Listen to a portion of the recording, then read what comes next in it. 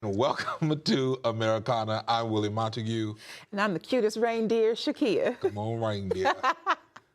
This is where serious issues meet serious conversations, and it's definitely going to be interesting today. Yes. No slogans, no sideshows, just substance. So buckle up, because you are on a ride today. This is America.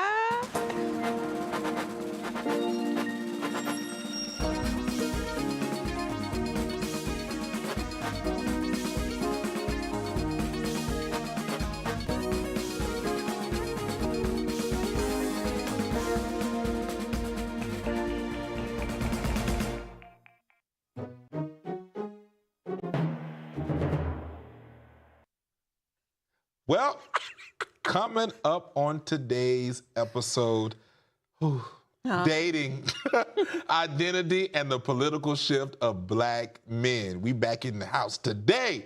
Presidential decorum and expectations. We'll save that. All right, young voters reject the script, and Kristie Noem, the face of the immigration.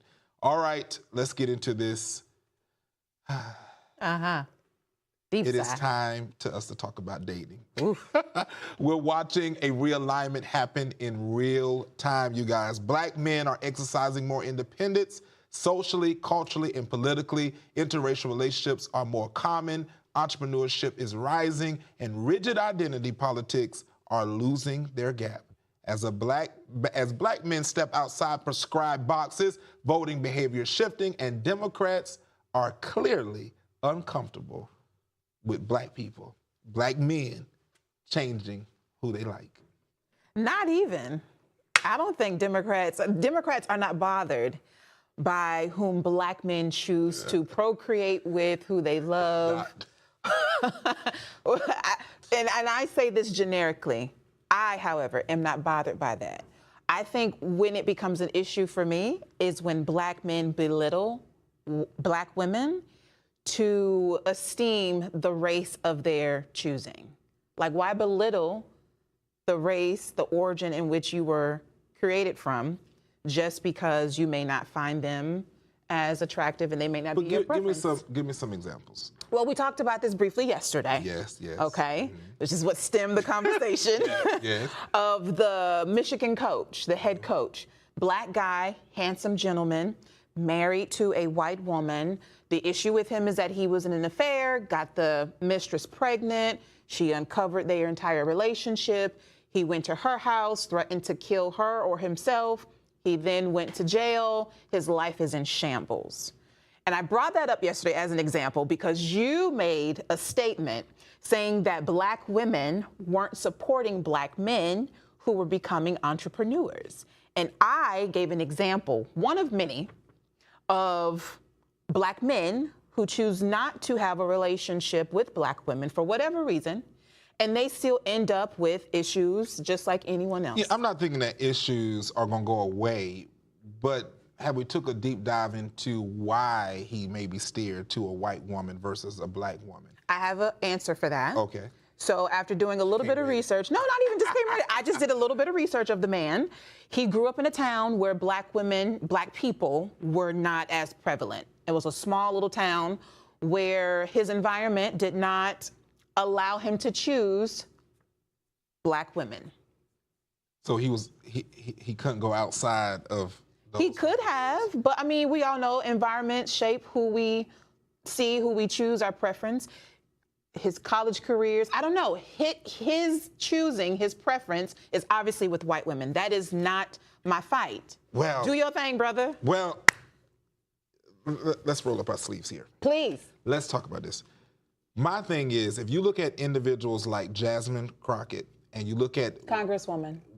Yeah, whatever. So you look at individuals like her, it's hard for you to see that as someone who is going to stand and have the back of a black man. I just don't see her doing that. She seems like an individual that is a feminist, not someone who is going to be loud and proud supporting black men. She seems like she just wants to be ratchet and ghetto and then her whole narrative that she does is always self-centered. There's nothing in there that seems to talk about, because when I'm talking about black men, I'm talking about the reestablishment of the nuclear family. That's not even in her blood. I think it is so hilarious that you choose Congresswoman Jasmine Crockett as your example, which further lets me know that you really identify as a true Republican, who you're intimidated by women like Congresswoman. I'm not intimidated. I think I think she doesn't need to be in leadership. I say intimidated because you use the term because she's strong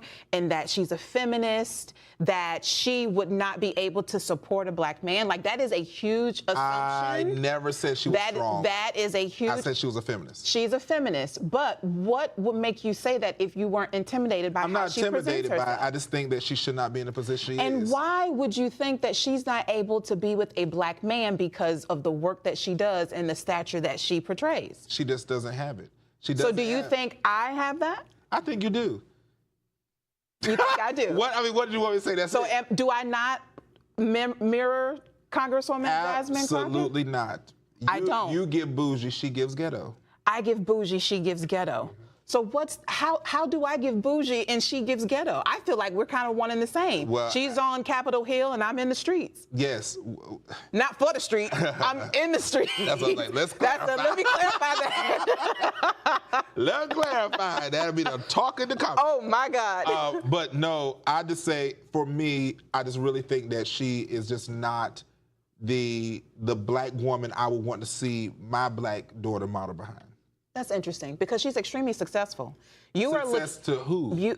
For how she is in office, her trajectory from her political activism up to where she is now and where she's headed in the Senate. Yes, I said it. But going back to black men dating outside of their race and this notion that you have about them not receiving the support from black women when they become entrepreneurs. What data do you have to support that? I don't think it's necessarily about data. Everything's not going to be data. The truth, I was raised up in a black household, black mother, and I can tell you that the majority of the support I have received in my lifetime did not come from black people. It did not come from those that I thought should have supported me in my endeavors, whether that was entrepreneurship, whether that was ministry, whatever it was, even my traveling, it was more kick up because it's like, oh, well, what are you going to do with this? It almost seemed like we got to sit here and suffer together. Or I give this example, and I would not mention any names. I was engaged to a black woman. I remember preparing myself to travel to another country. We were sitting in this living room. These two other black women asked her, "How do you feel about Pastor Willie traveling?" Oh. This is what she said. She said, "Oh, well, that's him. I'm staying here." That was no support. That let me know right there. That was the first time, not the other two black women that you were engaged to. I'm telling my business. So, but that caused a problem for me. I felt like it was very. So let's pause there and dissect that. Okay. Right. So I don't think that it is a fair blanket statement to make that black women in general do not support black men when they are pursuing their endeavors. I think it is your choice. Your choosing is what's shaping your perspective of black women. My poll was 3 out of 3. That's what I'm saying. If you've chosen 3 black women and they're all similar in nature, that means you are choosing wrong. No, I don't know. Because I've had, and I'm gonna take the heat off of you for a second, okay? I'm gonna share my business. I'm gonna spill a little tea. So I too have played in the sandbox. I have dated various colors in the crayon box, right? My preference is black men, but I am not degrading the other black men that I've dated because it didn't work out. I've dated white men, I've dated Mexicans, I've dated Filipinos. I've had my share. That's why you don't want us to call ICE. So, Close them out. I love all God's children, okay? But listen, honestly, I am not going to put down a particular race because it did not work out for me. but this is not degrading for me, Shakea. It's just I feel like... You want somebody submissive. Well, women are supposed to be submissive, and that's the reason why we have issues in society. That's why today. you don't like Congresswoman Jasmine Crockett. Oh, that makes sense. You feel like she's not submissive. She's most definitely not submissive. Ooh, no. I think there is a man that, and she may have somebody. We don't know her business, right? But what she does for a living versus what she does behind closed doors is none of our business. You know what? There may be a man. I can liken her to the progressive version of Candace Owens, who because How dare you put them in the same? Because of Candace Owens' personality, she had to end up with a white man because the white man was going to take her with a bullcrap. And that's why I see with Jasmine Crockett. No one is going to be able to take her with but a white man. We can't put those two in the same category. That is not an appropriate equivalency. Like, we can't do that. But what I will say is I may not be as ghetto as you say as Congresswoman Jasmine Crockett, but I am very vocal about my wants and needs, right? And so I have a husband who balances me, and he happens to be a black man, and I love that man. Well, praise the There's Lord. somebody for everybody. It's time for us to go on a quick commercial break, but we will be right back. We done spilled out enough tea. Y'all take that for the week. We'll be right here. You're watching Americana. Ooh.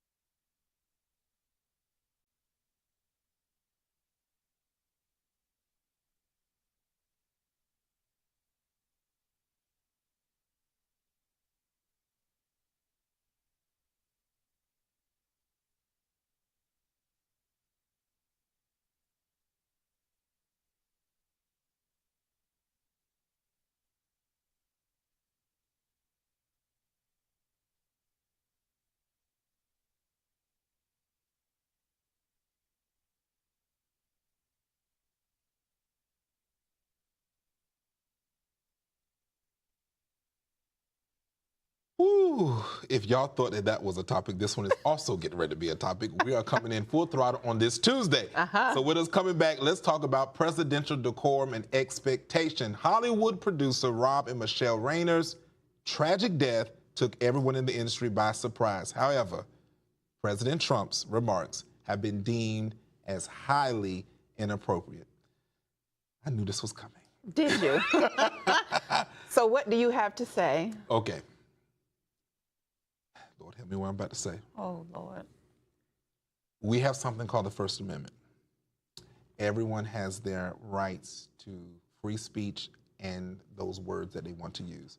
Do I find it to be out of touch when it comes to someone who is grieving and passed? Yes. However, this is President Trump we're talking about, and he is going to say what he wants to say.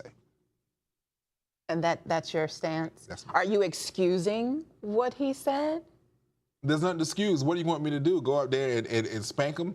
Not even. but what I am saying, so there have been other people in the Republican, the Republican Party, who have openly said that it was inappropriate, it was distasteful, and that he should have just remained quiet.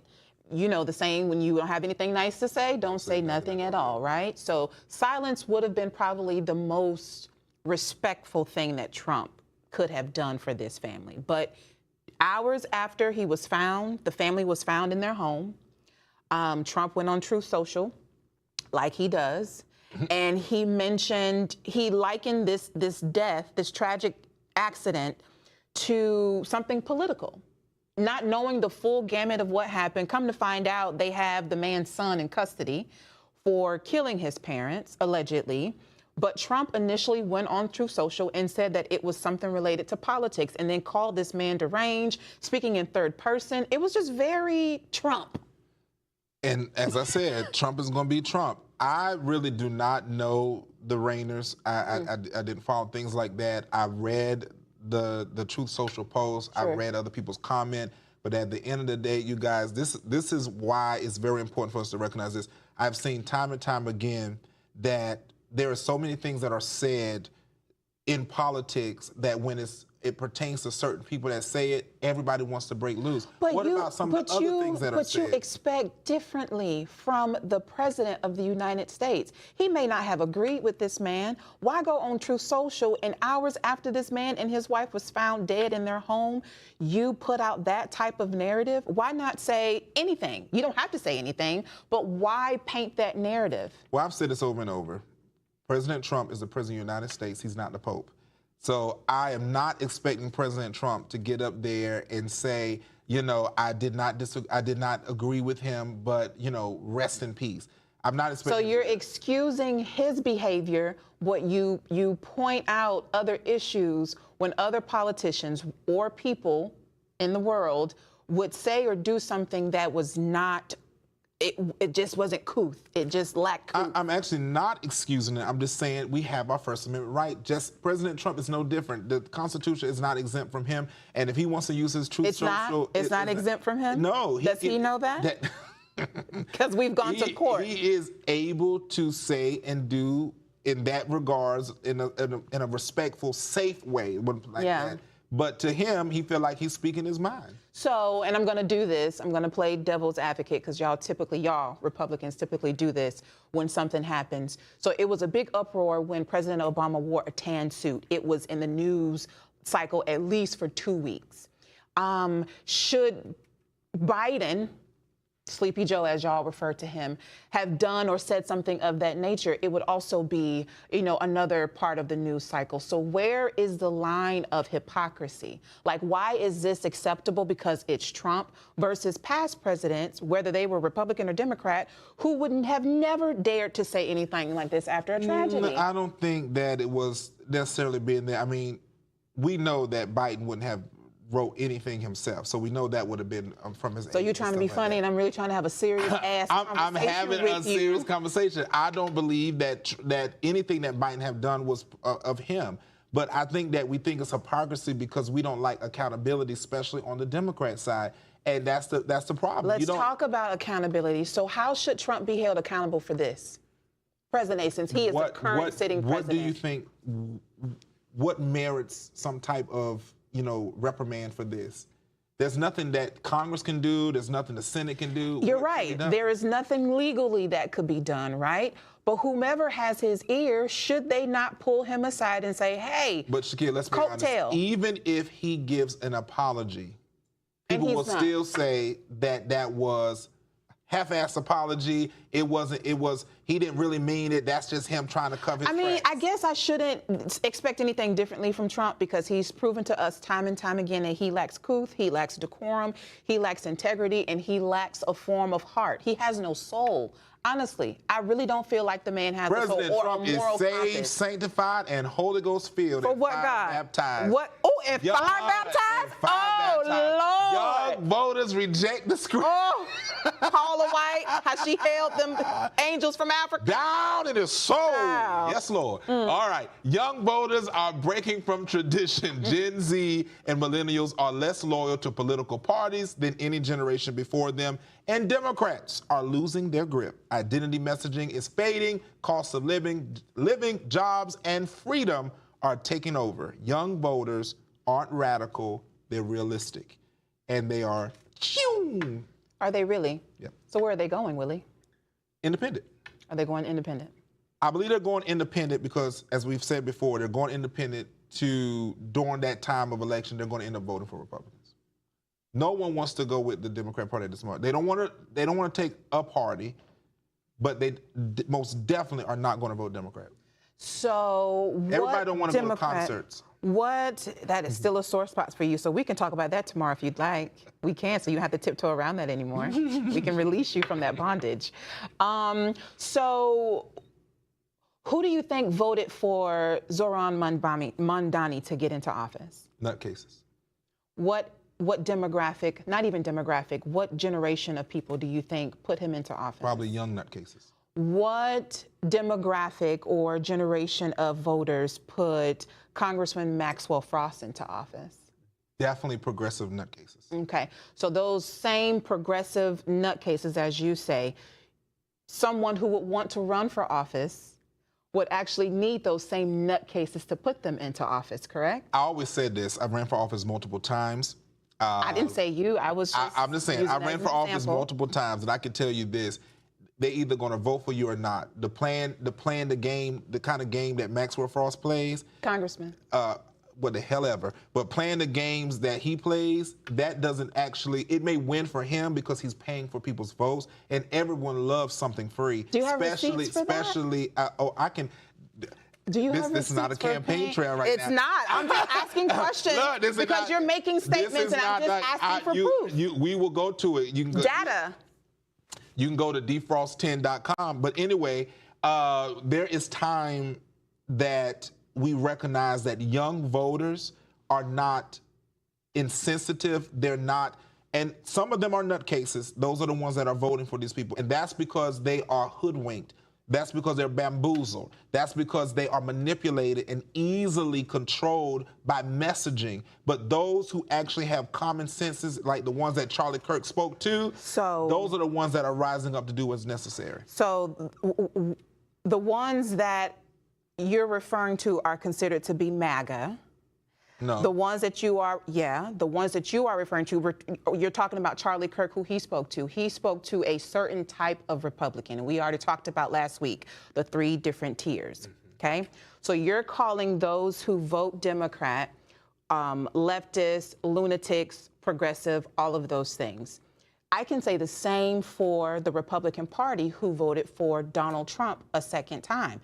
You're talking about someone who was hoodwinked.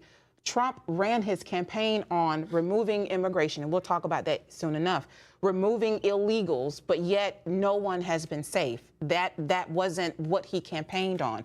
You talk about lunatics in office. We have a lunatic who is currently running this country. I want to say this, and I'll say this, and I've already asked you, so you guys out there in the comments, you know, where do we not feel safe? I just don't understand why all of this, I'm not safe. So why I guess all we these can talk, people, we can jump into let's go the to next it. topic now.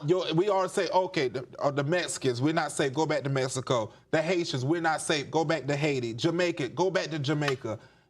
Find wherever it is that resonates with your well-being and go there. So, yes, and the Constitution calls this country the land of the free, the home of the brave. Why do you think people come to this country, Willie? It's free according to the Constitution, the way we live it. It's not free to just walk in the door. Why do you think people come to this country? They come to this country because President Trump is here to make America great again. No. Real serious. Why do people come to the United States to seek a living? Because it's a land of hope. A land of hope. And opportunities, yes. Land of hope and opportunity. So you are saying that this land of hope and opportunity, and our Constitution says it's the home of the free, land of the brave, home of the free, whatever it says. But people who are outside of that bounds do not have.